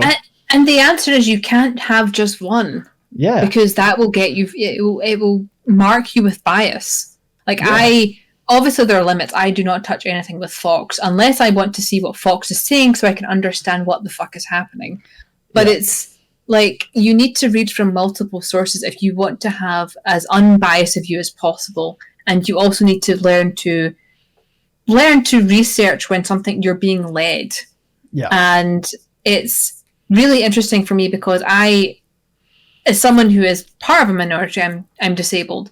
A lot of the time with news reporting, what I see currently to do with things like the pandemic and what the news is saying doesn't match up with reality for me. So I feel like a total conspiracy theorist when I have people saying, well, the news says that it's safe. And I'm like, yeah, the same news is also reporting like 24/7 about all the horrors of other things to keep you distracted from the fact that this is actually a thing. But it's you have to be clued into multiple sources, and you have to learn to filter and sift through them yourself to kind of grasp an understanding of what is not being said, but also what is being said. And I think that's why I rarely go into like. I think there's a lot of people that get their news from like one source and then they go into panic mode. Like I noticed that like there's a lot of like I always say it, and it's doomerism, and I'm not sure if folk are too familiar with the term. They might be aware of things like doom scrolling, where like something bad's happened in the world, so they'll be glued to Twitter and they will be doom scrolling, where everyone is, you know, basically being all doom and gloom about one topic. And it's not good for their mental health, and they'll stay like absolutely stuck on it. And I would argue that reading from multiple sources actually makes you a little bit more pragmatic and allows you to like to some extent also see the bigger picture. Because if you do just go off of like a lot of the time when people are like being kind of doomist, they'll take one source, everyone will talk about that one source, and you know, you don't see the kind of the broader picture. So it is always worth kind of having a couple of. Well, that was with the Ohio disaster that happened over here with the train derailment. There were claims on Twitter, and there was one post on Tumblr that OP did correct, and it was, oh, there's a media blackout. And my whole week had been hearing about nothing but the Ohio disaster from NPR, CNN, Fox reported on it. And I'm like, is it a media blackout, or are you just getting everything from Twitter, where people aren't necessarily talking about the same things because they're talking about what is local to them? It's not that nobody's talking about it, it's just that it's not relevant to their immediate situation unless you happen to be in Ohio. Like that, and it's really a weird way to say nobody's talking about this when you're on social media, because social media is not a hive mind. It's individual people, and nobody is obligated to talk about something just because it is like happening. It's a really weird kind of like guilty, why didn't you know about this tragedy? Well, you might be dealing with a personal tragedy right now, therefore you're not watching the news. Or you could be in Ukraine and you are being bombed. Therefore, you don't know what the fuck's happening in Ohio. You know? And it's such a weird, like, you need to be clued in at all times, otherwise you're not a moral person. No, that's how you go insane. You can't do that. It's not sustainable. Yeah, I think there's a lot of... And it's also why, obviously, you'll know this a little bit more than me, Joy, being super popular on Tumblr as you are. But, like, with a certain profile on Tumblr, and I've kind of been exposed a little bit to it as well, like, sometimes you get quite a lot of quite tough asks that, like, are people who are looking for money and are looking for donations. And, like, about a wide range of things. I mean... Like, I've had a couple of asks where, like, people have posted their dead animal to me in a picture, and they say, I need money to get my animal cremated. And, like, you know, that can be a little bit of kind of, like, shock and awe when you get that in your ask box, because it's like... You can't... Like, I can't reply to that. I can't even reply to that privately, because it's like, you know, it's hard. It is hard, and I actually have a blanket policy for myself that I only reblog from people I'm actually friends with now. Because I get anywhere from 20 to 50 asks a day begging for help, and I tell them all, submit to Radio Free Monday, which is run by Copper Badge on Tumblr. He's been running it since the live journal days. His community is very supportive. And it's, oh no, because it gets tagged as mutual aid and then no one gives to that. And I'm like, okay, well, I'm going to tag this as mutual aid. And, you know, but people want their fundraisers to no longer be tagged as mutual aid because they know people who have trauma with poverty aren't going to see it. And they want to get around the tag so that more people will see it. And I'm going, well, that is not okay. Yeah. Like, people have a right to protect themselves. Like, I'm someone that we had to ask for money a while ago. I was, for anyone new who's listening and who is not aware, I had a lot of medical stuff happening over the last couple of years. One of them was a very expensive MRI, which my insurance did not cover because I got dropped illegally by my plan because my immigrant status changed. It should not have changed anything to do with my insurance, but they used it as an excuse to drop me. I got left with a $6,000 fee for an MRI that I needed because I had possibly had a brain bleed. So I had to put on my post like, hey, I'm trying to raise money so I can do a down payment, blah, blah, blah. And I'm very grateful for everyone that did contribute and reblog and everything else. But I tagged it as medical injury, mutual aid, donation, fundraising, because there are people who live with that kind of financial insecurity who don't want to be reminded about the fact that, you know, people are struggling and they feel guilty because they can't give. Or they're reminded of their own poverty and everything else. And for me, it's hard when people send me messages going, can you reblog this, but don't tag it as mutual aid because some people filter that. That to me is immediately, no, I'm not going to do that, because that is a boundary that people have put in place to protect themselves. It's not because they're mean and they don't want to give you money. It's because for whatever reason they can't cope with it. But John, what do you say to the people who say that we are sitting on the hordes of Jeff Bezos' wealth, that we have accrued over time and we are solely responsible for world hunger and all the rest of it? Yeah, that's also a weird disconnect, because I routinely talk about how for years we were living paycheck to paycheck, and I'm in a rare situation where my books are actually somewhat like, if I wouldn't be able to do it if my partner didn't work full time, but my books have enabled it to the point where, writing can be my full-time job because it makes more money than what I was doing editing.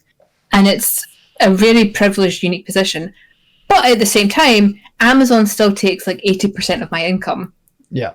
I don't get big money from Amazon, and yet every single week I still get people saying to me, "You're a shill because you use Amazon." Oh no, the indie author who writes queer disabled romance is having to use the biggest publisher in the world to get published. How could will you justify this? Like, it's so weird. And it's like, are you going after Penguin and Random House for using Amazon as a distributor? Yeah. No? For the record, folks, for anyone who doesn't know this, I got some very weird add-ons on Tumblr. I've been cancelled for being an influencer. It's basically, so apparently streaming on Twitch means that I have single-handedly turned Jeff Bezos into the billionaire horror that he is, which is very, very strange in my opinion, because I feel like a lot of content creators, much bigger than I, have made a lot more for Jeff Bezos, but that doesn't particularly matter. If it wasn't, but even then, if I wasn't streaming on Twitch, I'd be streaming on YouTube, and I'd be making money for Google.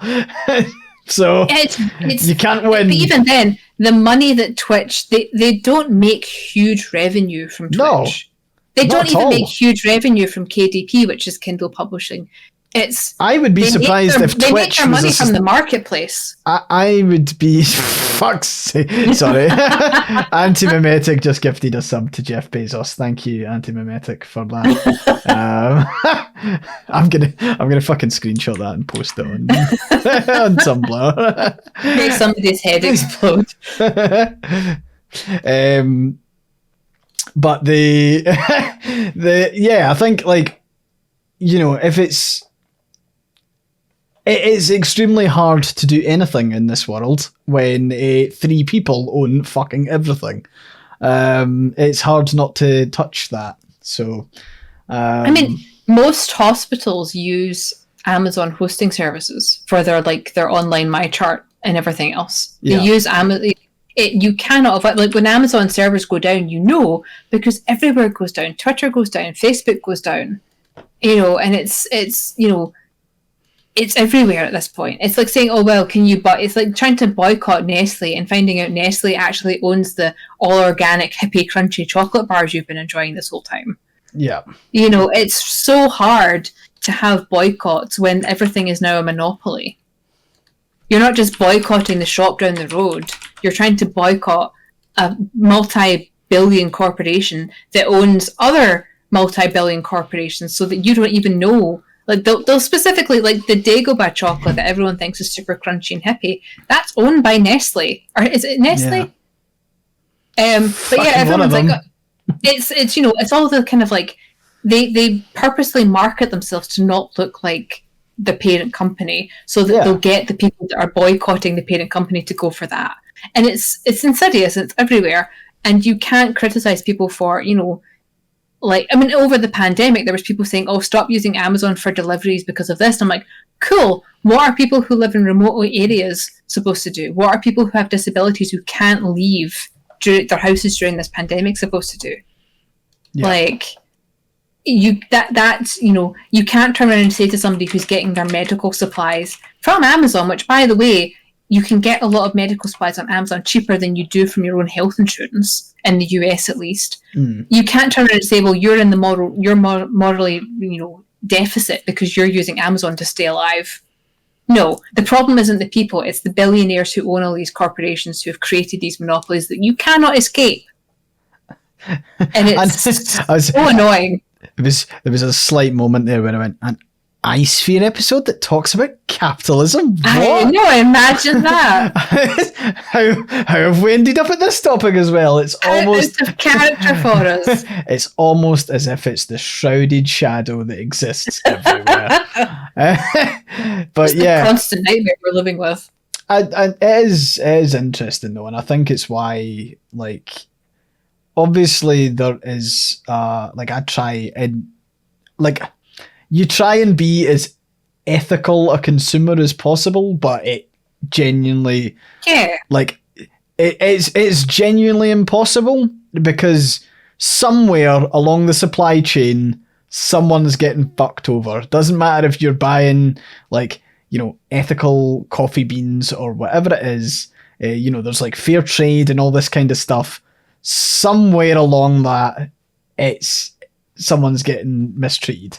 You could argue, Starbucks, where someone's not getting a decent living wage. Okay, well, it doesn't matter where they got their fucking coffee from and how much they've paid for the coffee if they're not paying their staff properly. There's no ethical consumption under capitalism. There we go. I knew I was trying to find the right words there. But yeah, it's something. So it's not. There's some people think is a blanket excuse to just, I've seen the no ethical consumption under capitalism used to justify buying that Hogwarts Legacy game. That's not what it means. It means that it's very hard to live in a society where everything's so connected. You have a choice. You don't need the game. Yeah. I mean, I suppose the argument there though could be, well, technically, I don't need to stream. Which is fair. I maybe don't. I enjoy it. It's good. And that could probably be the same argument that's used against Hogwarts Legacy. However, I would like to think that I'm not a transphobic horror, whereas J.K. Rowling is. So I have the moral high ground here. Yeah, you do. Oh, I will stand by that. I'm glad you've confirmed that for me, Joy. But it's also the ask you were getting was, oh, you're reaching into people's overdrafts to fund your fame. And it's like, you routinely host charity events where you raise thousands of dollars to give to charities for trans rights, LGBT rights. It's... Okay, no, you're not allowed to bam me up on stream. We've had this discussion.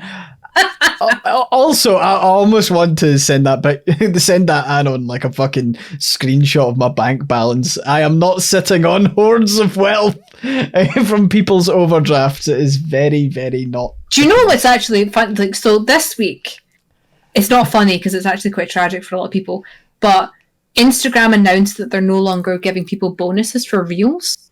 Yes, which means a lot of those Instagram people who basically make their income off of Instagram are about to lose 90% of their income. Which is a problem, because a lot of those influencers, they get popular using, there's some of them are making very original content, but there's also some who get popular just by doing like plagiarism. They just like use somebody else's sound clip and they use it and they basically drive it into the ground. And people are panicking because they're no longer getting their money from that. And I'm like, well, maybe it's one of those things where you shouldn't be getting money for, like, you shouldn't be putting all your eggs in one basket, is what I'm saying. Because that would be like me saying, oh yeah, like, my books have taken off, therefore I'm going to only write the one thing over and over and over again. And I'll never use merchandise. I'll never like go beyond that. Like, if you're going to be a creator, you have to actually create things that people want to engage with and own and have, and it can't just be internet clown makes money. And I'd argue that streamers give entertainment, and it's that people that are like, oh well, you're part of the problem because you're just trying to be famous. No, some people are just, it's their way of socializing, it's their way of having a voice, it's their way of like doing fun things with people and also having charity events. But also a lot of the people that first started in this industry, a lot of them were disabled. It was people that were working from home. Like a big example is it wasn't even started as a job. It became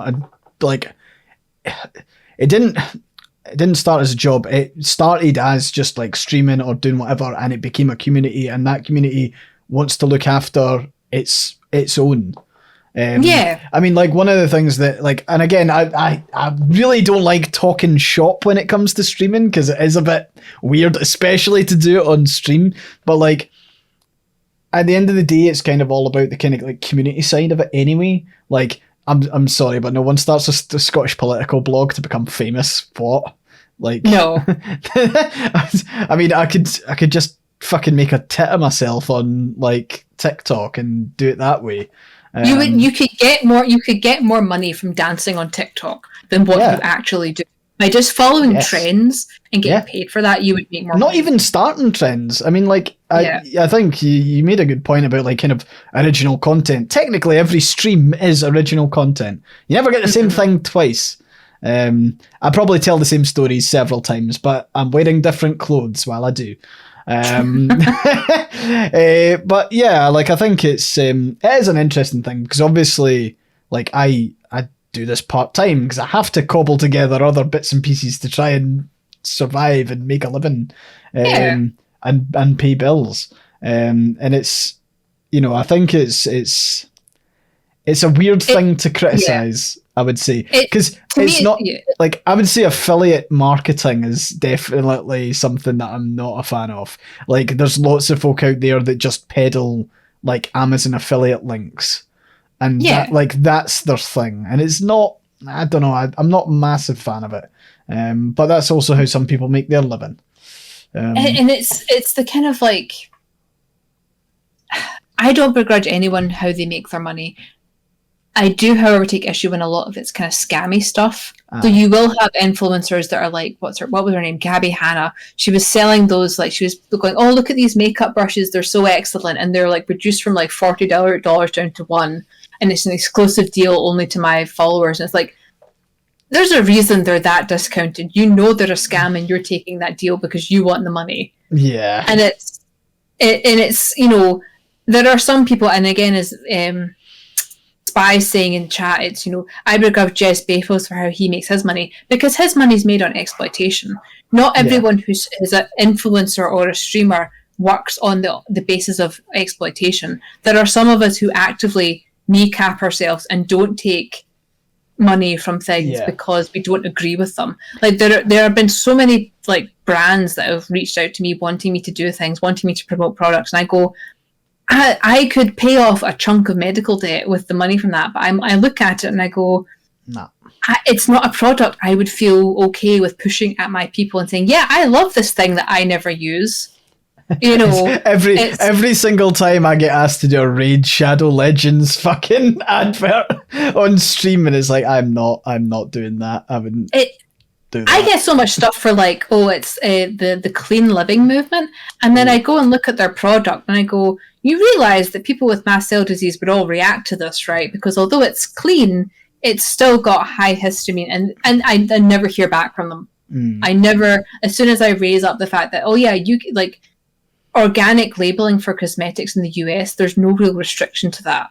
Yeah, and you know, there's no FDA standards for certain things. And I'm going, I'm not going to promote something that's basically a scam. Like, I do a lot of like eco-friendly makeup and everything else, purely because my skin can't handle anything else. It's not because I believe toxins bad. Like, I have functional liver and kidneys. Like, I don't like, and it's. But they go like, oh, well, you're a health blogger, so therefore you'll want to promote this juice cleanse. And some of them, it's like, there was one that was like, you know, they offer money in the thousands, some of them, to promote their scams. And it's just like, yeah, I wish I didn't have morals right now, because I would be a lot better off. But I do. You know, and it's hard when you get people going, oh, you're just the same as everybody else, and you're sitting there with your debt going, I'm really not. There's two interesting ones from chat. Blue or Lights were saying that, like, obviously there's a group of influencers that always try and sell success courses, and I remember I think it was Ninja, the Fortnite streamer, tried to sell like a how to become a streamer course. Yes, and that's fucking icky. Like, that's like, you can't buy that. A lot of it is luck, and I mean, a lot of it's effort, but a lot of it is also luck. Like, I would say there's an element of luck to me growing as a streamer on a like daily basis, especially like kind of like upshoots and stuff like that. I mean, I still routinely get the "Would you like to sell your courses on how to be a writer?" And I have the post that goes around that I reblog every so often because I get approached by these companies going, "You should tell people how you became a successful author." And I'm like, I became a successful author because I've been blogging since I was 15 years old. Some of my audience have been with me since, they've been with me for over 15 years. And I'm a successful writer because I've been doing this for so long. And also I am good at it. You can see the pain that caused me to say that there. But it's, they want you to be like, oh, what's your secret? And then they want you to, the trade secrets of how to do publishing. And I'm like, the information's all out there for free. Like, I'm not going to gatekeep any of this. Yeah. I'm especially not going to charge people $100 a class to be like, here's how you upload a file to Amazon. That's, because you can't teach people how to be successful at these things because it's a lot of it, like you say, is luck. Yeah. There's a certain amount that, some of it's personality, some of it's skill, some of it's learned talents and everything else. But then a lot of the time it's the luck of the draw. Like if Crucifix Nail Nipples had never gone viral, it would probably have taken me a lot longer to become an author, just because I did not have the audience to fall back on. Yeah. And that is a weird thing to say. Yeah. It's funny because, like, I think if I hadn't had Tumblr and I just started streaming, I don't think I'd be anywhere near the level of stream that I'm at the moment. Oh. Because, like, and I know that, like, it takes time and effort to do stuff like that. Sorry, one other thing that I think it was Rin Sanity was saying is influencers that also do the sponsorships for, like, online therapy. The BetterHelp, yeah. Yeah. I've seen a lot of BetterHelp adverts recently on TikTok in particular, actually. And I remember there was an app. There was an app that I tried to use during university, right? Because I was struggling a bit. And it was interesting because obviously it was an app that was designed as a two-way thing. So people could sign up as both someone who needed someone to talk to and someone who would be happy to do the talking to. Oh, yeah. Right?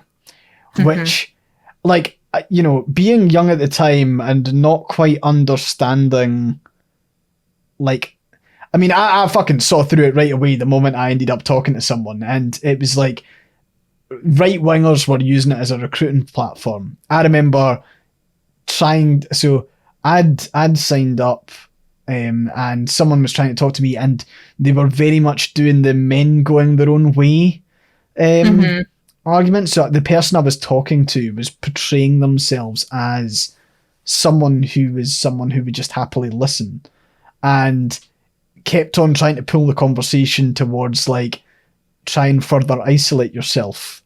Try and, like, it was just not fucking healthy.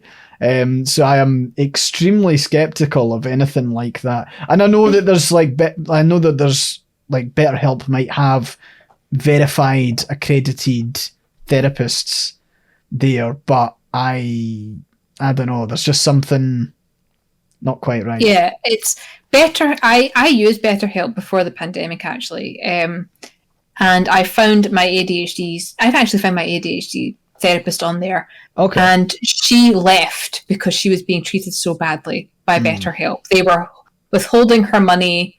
They were, Jesus. And it was, she was getting paid half of what she would be earning for regular clients, but it was really heavily pushed for her to do this by the school she'd actually trained with. And it was very much like, oh, this is the future of things. You're going to have to get with it. And she told me she was leaving BetterHelp and setting up her own thing. She's like, I know you're disabled, and part of the good, because this was when I was really, really ill. Like, this was when I was still bedbound. And she said, I know part of this for you is that you can do it from home and you're not being exposed to, like, if I have germs because I've got kids and everything else. And she's like, and you can do it from bed. I don't mind if you're in bed and we're doing like a video chat. She's like, if I find a way to find a HIPAA compliant app would you still want to keep doing it this way? And I was like, absolutely, yes, please. But she was like, afterwards when she was leaving and I was transferring all my money over, BetterHelp made it so difficult to cancel my membership with them. They made it so difficult. Can imagine it's similar to like a gym membership. They're like, it's like trying to cancel your cable. It's like, are you sure? We'll charge you less. We'll charge you less. And I was like, no, I'm just leaving. Thank you very much. And then I went with her, and I remember we had a conversation afterwards, like after our therapy session had ended, and I was, I just kind of like, oh, how are you liking not working for BetterHelp anymore? And she's like, honestly, I have less clients, but I'm earning more money because BetterHelp were just withholding all my funds. Because, like, it was kind of like almost the situation I was in with Audible a few months ago, where they were withholding money because people were using the credit to just keep refunding things. So then I was owing Amazon money. That was happening with her. If people were just like cancelling the services, she just wasn't getting paid, even though she'd given her time. For fuck's sake. It's funny how like digital platforms like that go out of their way to, like, I mean, it's one thing if I have a subscription for, I don't know, like Microsoft Word and I cancel it, like obviously I'm not going to get access to that service, and I've probably already paid my money, but like, when it's a person's time investment, it's shitty.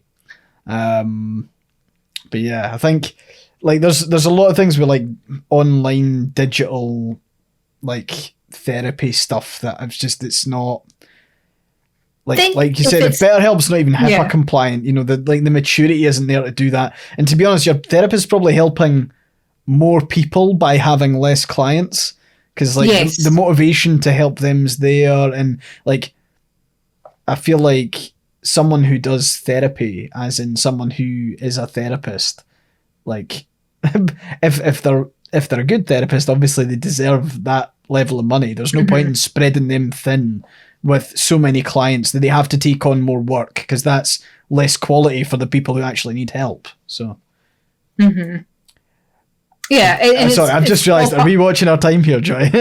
Yeah, I just looked at the clock. Tangent time. Yes. But no, I'll let you wrap up. I was just going to say it's all part of the late stage capitalism nightmare we're living with. So just be kind to each other. That's unplug every so often. Just take your time to enjoy things and don't get sucked into the algorithm of people telling you what to follow and what to do. That's it. Yeah. No, that's good. Yeah. Right, I think we shall end it there. Thank you for, to be honest, I feel like we've talked about loads. And I know that like a solid half of that was talking about that fucking atrocious film. I don't know how I'm going to write the descriptor for this episode, because we went into like pre-communism Russia on the back of Tradwave Kings. With iSphere, you get fucking everything. You do. For those of you in the chat, don't go anywhere. We'll be hanging around for 10-15 minutes afterwards. But thanks to all of you who are listening on the podcast platform of your choice. We will see you again in 2 weeks' time. And this is just a reminder to folks that we do have iSphere Plays sessions. So on the weeks that we don't record the podcast, we actually play games together on Twitch, and you're more than welcome to join us then. It's at the same time as normal. But yeah, thanks very much, folks. See you later. Thank you. Bye-bye.